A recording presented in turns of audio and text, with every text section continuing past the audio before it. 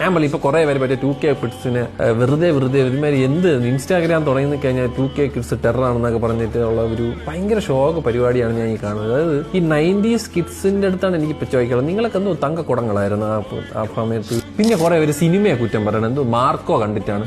ഇയാളെ കോമഡി പറയാതെടാ.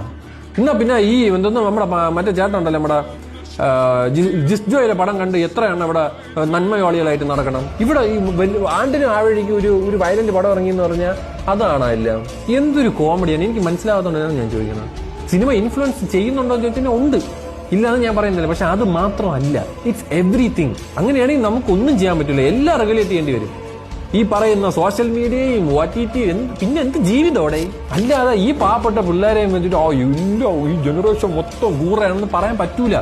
ഏതൊരു ജനറേഷനും കടന്നു പോയതുപോലെ തന്നെയാണ് അവരും ചെയ്യുന്നത്.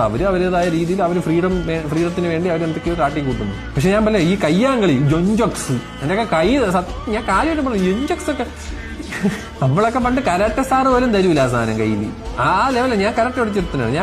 നമുക്കൊന്നും കൈ തരൂല. സാറ് വീട്ടിലോട്ട് വാങ്ങിച്ചിട്ട് അങ്ങനെ കൈ വെച്ചേക്കും. എന്നിട്ട് നമുക്ക് മറ്റേ പരിശീലന സമയത്ത് മാത്രമേ പുള്ളി നമുക്ക് കൈ തന്നിട്ട് തിരിച്ചെടുത്തോണ്ട് പോകും.